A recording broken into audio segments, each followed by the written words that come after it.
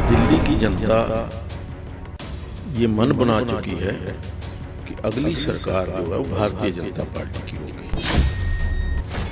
केजरीवाल जी ने जो घोषणाएं की, उन घोषणाओं के ऊपर वो 1% भी पूरा नहीं हुआ। आम आदमी आज किस प्रकार से खास आदमी बन गया, ये दिल्ली की जनता ने पिछले 11 सालों के अंदर होते हुए देखा है। नमस्कार, मैं हूं देवेंद्र। आप देख रहे हैं पंजाब केसरी टीवी। दिल्ली विधानसभा चुनाव चल रहे हैं और इस दौरान हरियाणा के भाजपा नेताओं की ड्यूटी लगी हुई है दिल्ली में, जहां पर चुनाव प्रचार में लगातार जा रहे हैं, लोगों के बीच जा रहे हैं। पूर्व विधानसभा स्पीकर ज्ञानचंद गुप्ता मेरे साथ हैं। मॉडल टाउन विधानसभा में उनकी ड्यूटी लगी है। सर, किस तरीके से देखते हैं दिल्ली का चुनाव, कैसा चल रहा है? देखिए देवेंद्र जी, मुझे लगभग पिछले 20-22 दिन से दिल्ली के चुनाव में काम करने का मौका मिला। संगठन की तरफ से एक विधानसभा, मॉडल टाउन विधानसभा का कार्य देखने की जिम्मेवारी मुझे पर लगी है। लेकिन पिछले दिनों लगभग दिल्ली के सभी भागों में जाने का मौका मिला। आज जैसा मुझे लग रहा है कि दिल्ली की जनता ये मन बना चुकी है कि अगली सरकार जो है वो भारतीय जनता पार्टी की होगी और भारी बहुमत से भारतीय जनता पार्टी की सरकार दिल्ली में बनने जा रही है। जिस प्रकार से पिछले 5 साल के अंदर, या यूं कह लीजिए कि 11 साल के अंदर केजरीवाल जी का व्यवहार रहा, या केजरीवाल जी ने जो घोषणाएं की, उन घोषणाओं के ऊपर वो 1% भी पूरा नहीं उतरे। और यूं कहा जाए कि केजरीवाल यानी झूठों का सरदार, इतने झूठ बोलने की कला केजरीवाल जी के अंदर है, वो दिल्ली की जनता जान चुकी है। शुरू से दिल्ली के लोगों ने देखा कि अन्ना हजारे आंदोलन से केजरीवाल पैदा हुए थे, और जब अन्ना हजारे जी का आंदोलन चल रहा था तो केजरीवाल ने स्टेज से कहा था कि मैं राजनीति में नहीं जाऊंगा, और अन्ना हजारे ने भी कहा कि हमारा राजनीति उद्देश्य नहीं है। अन्ना हजारे तो राजनीति में नहीं आए, लेकिन केजरीवाल अन्ना हजारे को धोखा दे करके राजनीति में आए। और जो उन्होंने कहा था कि मैं बच्चों की कसम खाता हूं, राजनीति में नहीं जाऊंगा, लेकिन वो राजनीति में आए। राजनीति में आने के पश्चात पहली बार जब चुनाव प्रचार हुआ तो उन्होंने कहा कि आप मुझे वोट दीजिए, मुझे दिल्ली में सरकार बनाने का अवसर दीजिए, मैं दिल्ली की जनता की सेवा करना चाहता हूं और एक आम आदमी की तरह सेवा करना चाहता हूं। इसीलिए उन्होंने अपनी पार्टी का नाम भी आम आदमी पार्टी रखा। लेकिन वो आम आदमी आज किस प्रकार से खास आदमी बन गया, ये दिल्ली की जनता ने पिछले 11 सालों के अंदर होते हुए देखा है।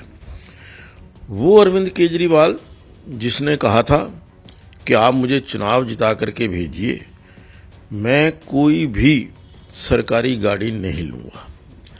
वो एक वैगनार थी, टूटी हुई वैगनार, उसके अंदर प्रचार भी करते थे और ये कहते थे कि मैं प्राइवेट गाड़ी। लेकिन उसके कुछ ही दिनों के पश्चात, चुने जाने के पश्चात, उन्होंने बड़ी बड़ी सरकारी जो गाड़ियां थी वो ले ली। फिर उन्होंने कहा था कि सरकारी बंगला नहीं लूंगा, सरकारी बंगला भी ले लिया। और जिस प्रकार से पिछले 5 साल के अंदर उस सरकारी बंगले के ऊपर जो वो शीश महल बना करके 58 करोड़ रुपया केवल रेनोवेशन के ऊपर खर्च किया, ये लोगों के सामने आ चुका है।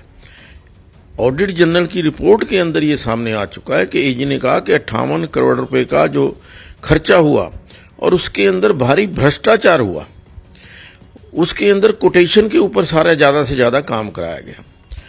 तीसरा, उन्होंने कहा था कि मैं सिक्योरिटी नहीं लूंगा, सरकारी सिक्योरिटी नहीं लूंगा। लेकिन आज सैकड़ों लोग उसकी सिक्योरिटी के अंदर दिल्ली के अंदर लगे हुए हैं, पंजाब की अलग से सिक्योरिटी ली हुई है। तो वो जो एक सारा झूठ था अब लोगों के सामने आ चुका है। 5 साल पहले केजरीवाल ने कहा था कि एक मुझे मौका और दीजिए, मैं यमुना को पॉल्यूशन फ्री कर नहीं पाया, लेकिन अगले 5 साल के अंदर मैं इसको यमुना को पॉल्यूशन फ्री कर दूंगा।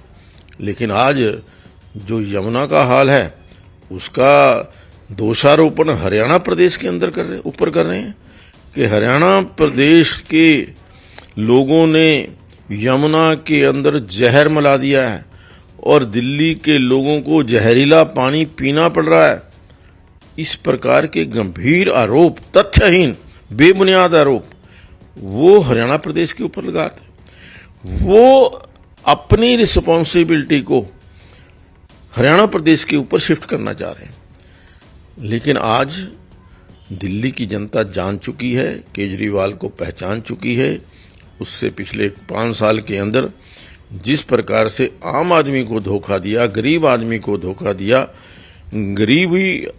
गरीबों के साथ खड़ा होने वाला जो केजरीवाल था वो किस प्रकार से एक्सपोज हुआ, सबने हमने देखा है। ये जो यमुना में जहर वाला जो मसला हुआ है, ये मुद्दा कई दिनों से चल रहा है, आप लोगों के बीच जा रहे हैं। दिल्ली की जनता इसको कैसे ले रही है इस मुद्दे? नहीं, दिल्ली की जनता तो देखिए, अब दिल्ली की, मैंने पहले कहा कि दिल्ली की जनता अब केजरीवाल के झूठ को पहचान चुकी है।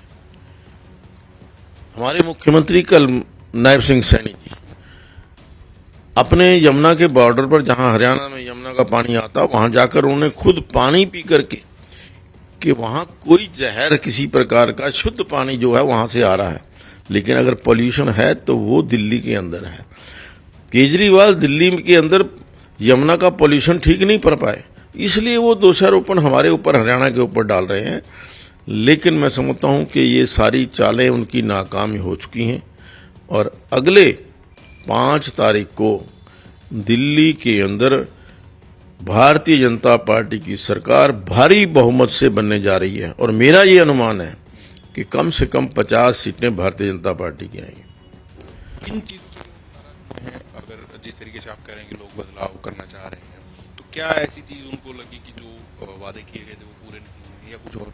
आज हम जहां जहां पर भी दिल्ली में जाने का अवसर मिला, टूटी हुई सड़कें, गंदा पानी पीने का, हम एक जो झुग्गी झोपड़ी कॉलोनी के अंदर गए कि वहां हमें टैंक लगा करके टैंकर से पानी लेना पड़ रहा है। वो जो पानी वहां पर आ नहीं रहा, जिस पानी का बिल आ रहा है, पानी वहां आ नहीं रहा, बिजली का बिल आ रहा है, बिजली आ नहीं रही, और फ्री बिजली के नाम पर लोगों को जिस प्रकार से लूटा गया, फ्री बिजली देने के नाम पर लोगों को गुमराह किया, आज वो सब गरीब लोग भी केजरीवाल जी की पहचान कर चुके हैं, केजरीवाल जी को समझ चुके हैं और आने वाले चुनाव के अंदर, जैसा मैंने कहा, कि केजरीवाल को उसकी औकात दिखाएंगे। तो आप कोई आंकड़ा या लोगों से मिले हैं, कितनी सीटें भारतीय जनता पार्टी को मिल जाएंगी? मैंने कहा ना, 50 सीटें भारतीय जनता पार्टी जीतने जा रही है। 50 सीटों के भारी बहुमत से दिल्ली प्रदेश के अंदर भारतीय जनता पार्टी की सरकार बनने जा रही है, इसको कोई रोक नहीं सकता। कांग्रेस को लेकर कुछ कहेंगे दिल्ली में, क्योंकि कांग्रेस भी चुनावी मैदान में है? देखिए, कांग्रेस, मैं समझता हूं कि जैसा आदरणीय मोदी जी ने कहा था कि कांग्रेस मुक्त भारत, उसमें कहीं ना कहीं कांग्रेस का अपना भी सहयोग, उनका जो रोल रहा है।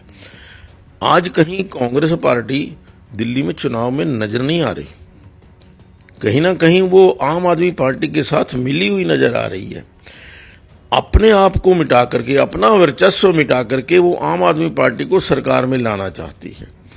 लेकिन कांग्रेस पार्टी, जो किसी समय देश की सबसे बड़ी पार्टी थी, आज वो केवल 2 प्रदेशों के अंदर सत्ता में रह जाए और इस प्रकार के समझौते, अवसरवादी समझौते, अपने आप को खत्म करके आम आदमी पार्टी को जिंदा करना, तो मैं समझता हूं कि ये कांग्रेस पार्टी की अपनी राजनीति हो सकती है, लेकिन कांग्रेस पार्टी पूरी तरह से आम आदमी पार्टी के साथ यहां पर मिलकर के काम कर रही है।